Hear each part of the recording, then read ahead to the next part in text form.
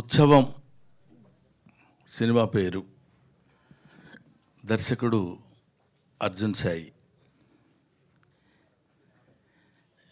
ఇక్కడ ముఖ్యంగా నేను ఈ ఫంక్షన్కి రావడానికి ప్రథమమైన కారణం ఏంటంటే, నాకు నటులన్నా, నట జీవితం అన్నా, నట జీవితం తెర వెనుక పడుతున్నటువంటి నటుల కష్టాలన్నా ఎక్కడో చిన్న అటాచ్మెంట్ అండ్ ఎమోషనల్ ఫీలింగ్. ఇందాక మా అమ్మాయి సుమ చెప్పినట్టు, తను ఎంత ప్రౌడ్గా గర్వంగా చెప్పిందంటే, I'm the product of stage అని. నాటకం నుంచి వచ్చానని చెప్పుకోవడానికి ఈ రోజుల్లో కొంచెం హెజిటేట్ చేసేటువంటి వాళ్ళు చాలామంది ఉన్నారని నాకు తెలుసు. నేను నాటకాలు వేసుకునేవాడు అనేవాళ్ళు పూర్వం, నాటకాలు వేసుకునే వాళ్ళ గురించి. But one thing, art is long, life is short. మనం ఎంతకాలం ఉంటామో మనకు తెలియదు. బట్ చివరి వరకు మిగిలిపోయేది, శ్రీకృష్ణదేవరాయలు బతికున్నాడు అంటే అష్టదిగ్గజాల వల్ల, రాజరాజ నరేంద్రుడు బతికున్నాడంటే నన్నయ్య వల్ల. ఇలా మహానుభావులందరూ, మహారాజులు బతికున్నారు అంటే వాళ్ళు పెంచి పోషించినటువంటి కళలు, కళాకారులు, కవుల వల్ల. అటువంటి కవులు పుట్టినటువంటి దేశం మన భారతదేశం.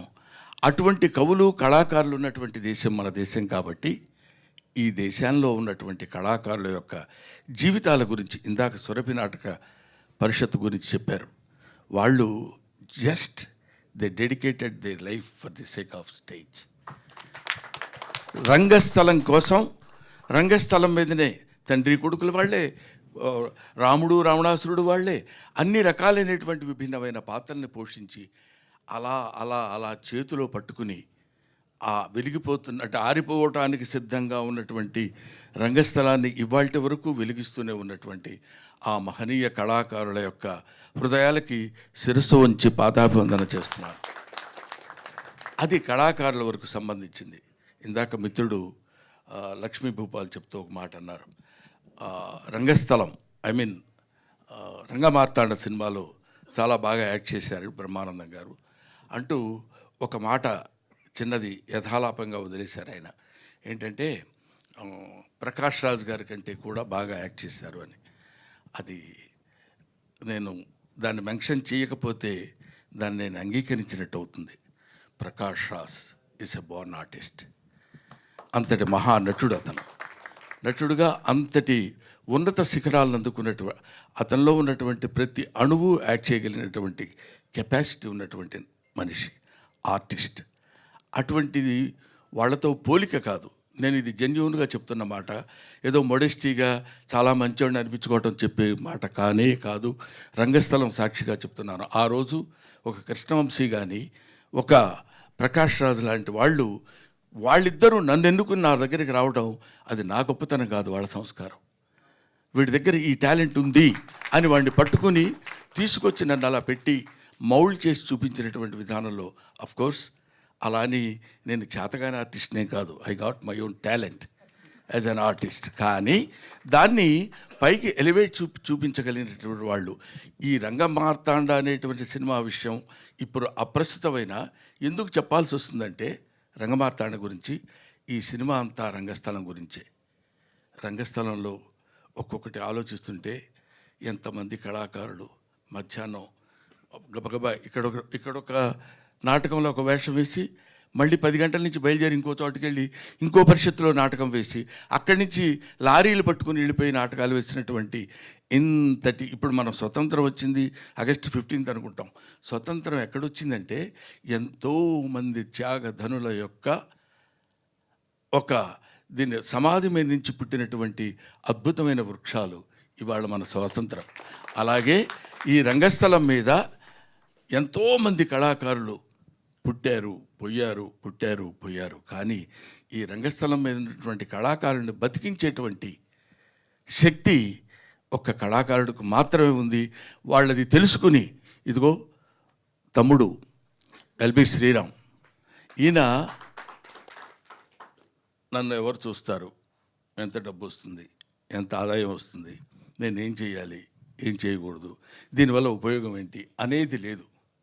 ఏదైనా చిత్తశుద్ధిగా తను నమ్మినటువంటి సిద్ధాంతాన్ని చక్కగా అమలు చేయడానికి నిరంతరం కృషి చేసేటువంటి ఒక అల్పజీవి నా తమ్ముడు. ఇవాటి వరకు ఎందుకు అట్లా ఉన్నాడంటే, అందుకే ఇప్పుడు ఈ చప్పట్లు కొడితే వినపడుతుంది.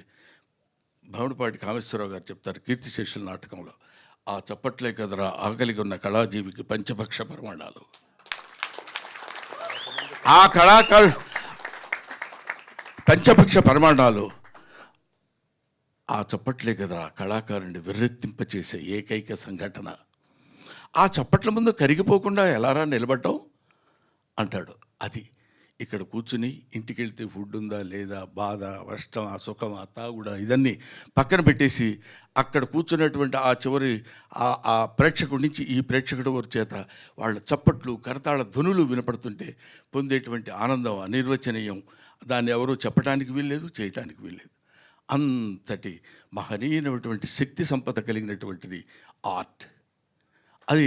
అది ఆర్ట్. చాలామంది ఏమనుకుంటారంటే ఆర్ట్ అంటే ఏదో కళ అని, ఫైన్ ఆర్ట్స్ అంటే లలిత కళలు అని, లలితములైన కళలు అని, అంటే ఫైన్ ఆర్ట్స్ మృదువైన కళలు అని అనుకుంటారు. కాదు, లలితా గాయత్రి యొక్క అంశ చేత పొందబడినటువంటి కళలు లలిత కళలు. ఇది అందరికీ రావు, ప్రతివాడు నటించాలంటే కుదరదు. అది కొంతమందికి మాత్రమే. మా అమ్మాయి సుమ ఉంది. సుమ ఈరోజు అదే మాట్లాడితే ఏదో మలయాళం నుంచి వచ్చింది ఎన్నో, లేకపోతే ఇంకో చోట నుంచి అని కాదు. ఏదైనా తను నమ్మినటువంటి సిద్ధాంతాన్ని అలా పట్టుకుని మైకు రూపంలో ఇంతకాలం తనేదో గొప్పగా ఉంది అని కాదు, తను చేస్తున్నటువంటి నిరంతర కృషి. వింటున్నారో లేదో తెలియదు, మాట్లాడుతున్నారో లేదో తెలియదు, తనంతట తాను మలుచుకున్నటువంటి స్వయం శిల్పి సుమ. ఇటువంటి వాళ్ళు, ఎందుకంటే ఆ అమ్మాయిలో ఇప్పుడు ఇంతవరకు నాకు తెలియదు తన స్టేజ్ ఆర్టిస్ట్ అని. ఇలా చెప్తున్నప్పుడు ఓహో ఇటువంటి వాళ్ళు కూడా ఉన్నారా, మనకు తెలియని విషయాలు ఎన్నున్నాయో కదా అని. అది అద్భుతమైనటువంటి ఇటువంటి కళాకారులందరినీ ఒకచోట చేర్చి వీళ్ళ మీద ఒక సినిమా తీయాలని అనేటువంటి ఆలోచన రావడమే నిజంగా చిన్నవాడు అర్జున్ సాయి. వారికి నేను సిన్సియర్గా ఆ బాటమ్ ఆఫ్ మై హార్ట్, నా హృదయాంతరాల నుంచి అతన్ని అభినందిస్తున్నాను.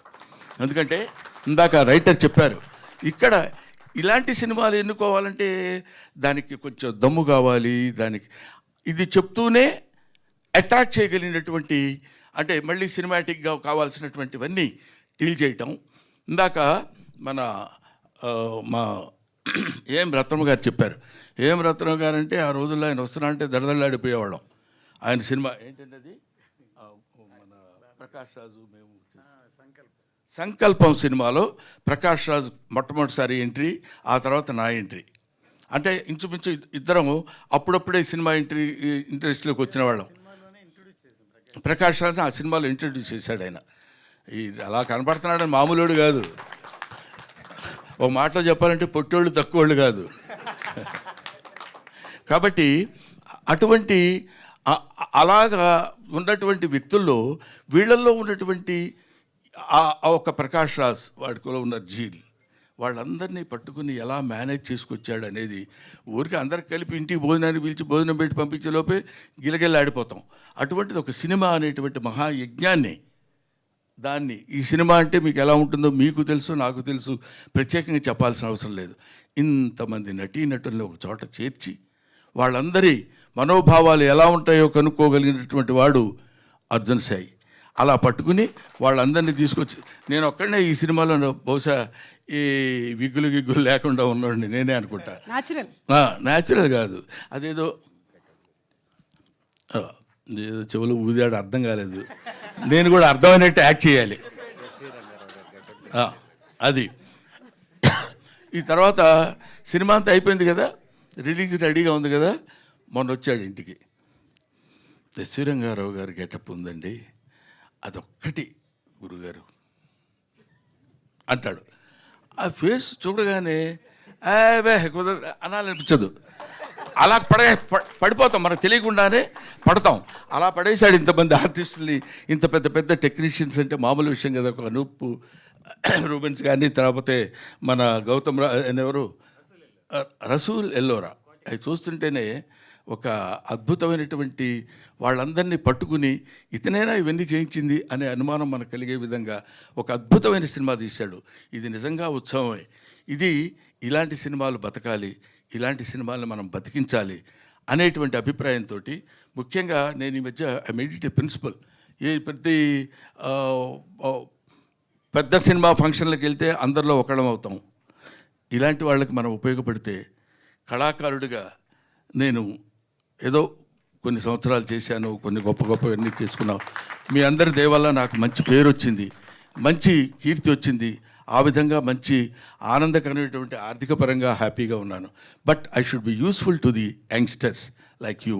మీలాంటి కుర్రాళ్ళకు ఉపయోగపడాలనే అభిప్రాయంతో మనవాడు పిలవగానే, అంటే కొంచెం గొప్పగా చెప్పాలంటే నిన్ననే బెహరీన్ నుంచి వచ్చాను.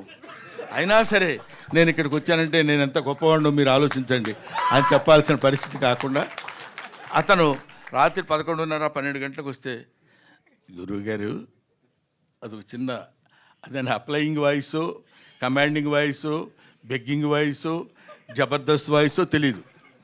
నేను చెప్తాను, ఇమిటేట్ చేసి మీరు వినండి.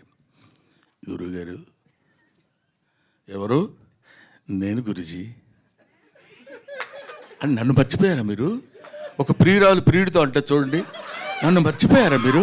ఇంకెందుకు ఈ లైఫ్, నా జీవితానికి ఇది ఎందుకు అన్నట్టు. అంటే ఎవరు? మళ్ళీ నిద్రలో ఉంటాం 12:30, 1 గంట అప్పుడు పొద్దున్నే చెప్పడానికి, గుర్తు చేయడానికి. అవునమ్మా, నేను అర్జున్ చెప్పమ్మా. ఏం లేదు గురించి, రేపే మంది ఒకసారి మీకు గుర్తు పడుకున్నట్టున్నారు మీరు. నేను అర్ధరాత్రి పూట లేచి అటు తిరుగుతుంటాం రోడ్ల మీద.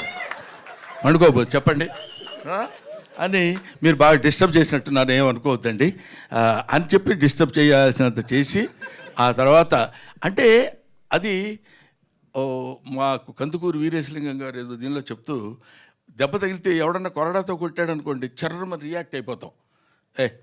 ఏంట్రా అంటే కొడుతున్నావు ఏంటి అని గట్టిగా అడగగలం. ఓ అమ్మాయి వెళ్తున్నప్పుడు జడ అలా తపడం తగిలి వెళ్ళిపోయింది అనుకోండి, దెబ్బ తగులుతుంది కానీ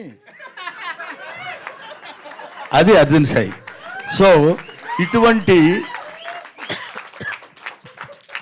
అద్భుతమైనటువంటి కళాకారుల యొక్క జీవితాల గురించి చెప్పి, ఆ జీవితాల్లో ఉన్నటువంటి విషయాలన్నింటినీ నిజంగా ఒక్కొక్కళ్ళు అద్భుతమైనటువంటి నటన ప్రదర్శించారు. It is going to become super duper hit. ఇవాళ నేను చెప్తున్నాను, మీరు నోట్ చేసుకోండి. ఎందుకంటే విభిన్నమైనటువంటి కథల్ని, వైవిధ్యమైనటువంటి కథల్ని ఆదరించేటువంటి రోజులు ఇవాళ వచ్చాయి. కాబట్టి అటువంటి స్థితి ముందు ఆయువు పట్టైనటువంటి, బేస్మెంట్ అయినటువంటి భూదేవి లాంటిది మన రంగస్థలం. కాబట్టి దాన్ని మీరు తప్పకుండా ఆదరించాలని, మీరందరూ ఆదరించే నటుడిగా నేను మనస్ఫూర్తిగా కోరుకుంటున్నాను. అది ఆ తర్వాత ఇక్కడ ఉన్న వాళ్ళందరికీ, హీరో నా గురించి ఏం చెప్పలేదు ఏంటంటే, పెద్ద తెలియదు నీ గురించి నాకు, అందుకని నేను ఎక్కువ చెప్పలేదు, ఏమనుకోవద్దు. బట్ హీరో లుకింగ్, హీరో అనకూడదా? అనొచ్చు. హీరో అంటే దిలీప్ సార్ అంటున్నాడు. దిలీప్ అంటే నా ఫ్రెండ్ అనుకుంటారయ్యా, హీరో కాదు. ఇప్పుడు రవి గారు ఉన్నాడు అనుకో, మామూలే మా ఫ్రెండ్ అని, మిస్టర్ రవి అని లేకపోతే అనొచ్చు. గబుక్కున హీరో గారంటే ఆ స్టేటస్ వేరు, ఆ పద్ధతి వేరు. గబుక్కున దిలీప్ వెరీ గుడ్, బాగా చేసేవా, నువ్వు పైకి వస్తావు అని ఇదంతా భుజాన్ని వేసుకుని లేనిపోయింది అనవసరంగా మాట్లాడటం తప్పు అవుద్ది. కాబట్టి ఎనీవే, నాకు ఈ అవకాశాన్ని ఇచ్చిన అనే మాట మన ప్రతి చోట రంగస్థలం మీద మాట్లాడే మాటే కాదు. నిజంగా నాకు ఈ రంగస్థలం గురించి, ఈ ఉత్సవం గురించి, ప్రతి దానికి అతను తీసుకున్నటువంటి శ్రద్ధ గురించి, దర్శకుడు పడినటువంటి కష్టం గురించి మాట్లాడటం కోసమే నేను ఇక్కడికి వచ్చాను. ఇది నాకు ఒక అవకాశం కింద భావించాను. Thank you very very very much. Thanks a lot.